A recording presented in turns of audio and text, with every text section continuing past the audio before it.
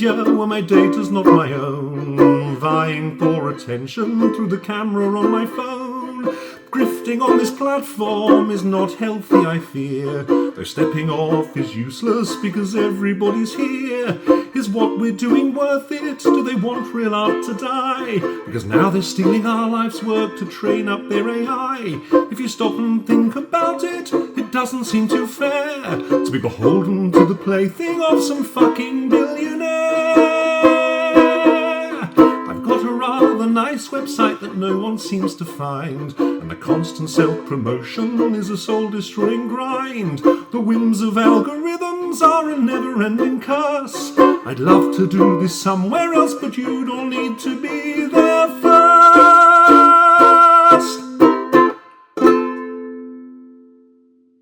Well, hey folks, Thomas Benjamin Wild Esquire here with song number 46 from my Song a Week project. This one was about artists having, at the moment, to constantly create on social media to be able to get work out there. It's a necessary evil at the moment because it's where everybody is. Everyone's on social media. It's the easiest way of being able to reach your audience. If you're not on social media, particularly as a creator or an artist at the moment, then actually people don't find you, really. Unless you've already established yourself beforehand. The challenge I find is actually, although I love creating these videos and I love singing for you on here, my real love and my real passion for this is actually performing live. And actually I'm trying to build my live audience up at the moment. It's a challenge building a live audience off the back of a social media following, as opposed to getting a social media following from a live audience, because I think it's a lot easier to ask a live audience to come and join you on social media, and it's less easy to convince a social media audience to come and watch live shows and things like that. So it's very important that you are supporting artists in other ways, rather than just watching and liking videos, or rather than just looking at content and appreciating content online. Go onto their websites. Buy something from them. I actually have all of my albums and singles available to download, purchase and download from my website. And I get to keep all of the money for that, as opposed to the amount that streaming services keep, and the pittance that music artists actually get. So where possible, buy directly from the artist. All the other good places, bandcamp.com, where the artist gets to keep a lot more money as well. But I'm not just talking about music artists here. I'm talking about visual artists as well. It's very easy to really, really like people's work on Instagram. But you've got to remember also that those people often are trying to actually make a living from doing their art. So to go and support them in other ways. So yes, all of my links are below this video. It's just a frustration that I'm feeling at the moment, and a frustration that I'm seeing from a lot of music artists, because that's the stuff that I follow online. I've worked with a lot of musicians over the years who used to find a lot of work through knowing people, and a lot of that work's dried up since social media, and now you're having to really become some kind of brand on social media rather than just being able to offer the work that you offer. You have to kind of market and promote yourself as well, which is exhausting. And I know it puts a lot of artists off, and I know a lot of artists get frustrated with that. I've been quite lucky in that respect, because I built up a fairly decent social media following from one particular song. And I've been able to capitalise on that to some extent, but it would be nice to see people at live shows. So if you really want to support us, particularly musicians, check out where we're playing live. Come and see us live if you can. Obviously, I realise I'm not necessarily touring in other countries at the moment. So do get on, support us in other ways. We've got, there's my Patreon community that you can come and support for as little as £3 a month, and get access to all kinds of exclusive stuff on there. But yeah, this has kind of turned into a bit of a promotional video, so apologies for that. I played this on my Duke 10 banjolele, details of which can be found in the description below the video. I did say I wasn't going to do a video this week because we were supposed to be taking the dog to the kennels for the first time. Unfortunately, they got back to us literally yesterday and told us we needed to get various booster vaccines sorted out. So we're going to be taking him in next month instead, which, yeah, Frustrating, but we're getting to that point. We're getting to the point now. Right.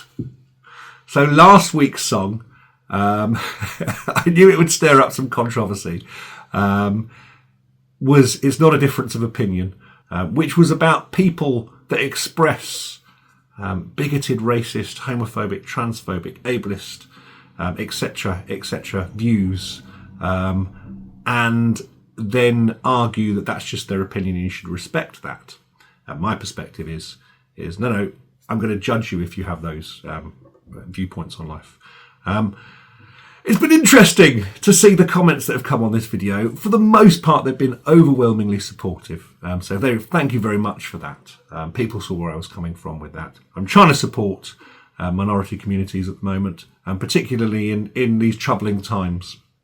So yes, I'm not going to read out the comments on here, but I'm going to kind of answer some of the ones that I've had in general, because there's been a theme to the people that wanted to challenge that, what was expressed in the video.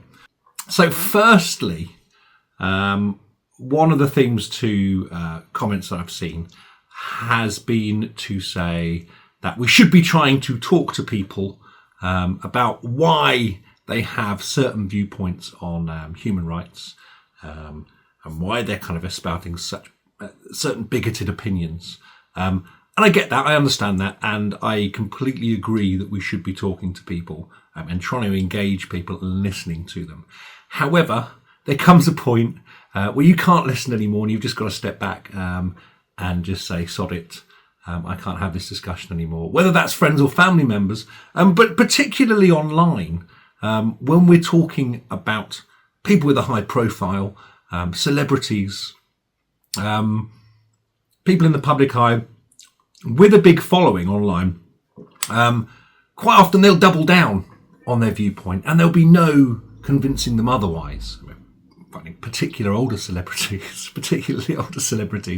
And at that point, there's really not a lot you can do other than just to kind of go, well, I hoped that you would change your opinion through reasoned discussion, but you're not going to, so I'm going to step back. And yes, I'm going to judge you for that. And it makes me look at what you do in a different light. And I've had that with various different people. I'm not going to mention any names there, but there have been various cases of that happening.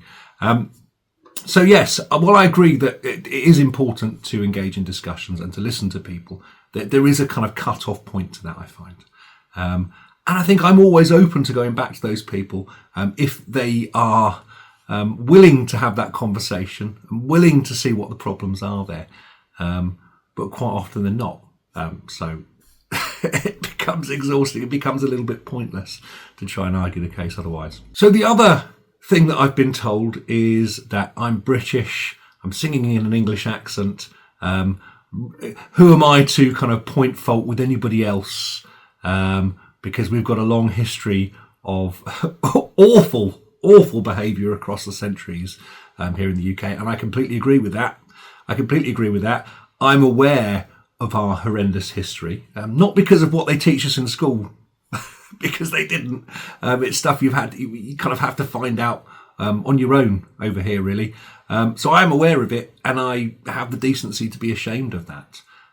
So I'm not trying to kind of come from a pious perspective from that point of view. The interesting thing to see, though, is even though I didn't mention any political parties or any individuals in the song, the number of people who've taken offence to it is quite telling. The types of people that are kind of taking some kind of umbrage with it has been quite telling.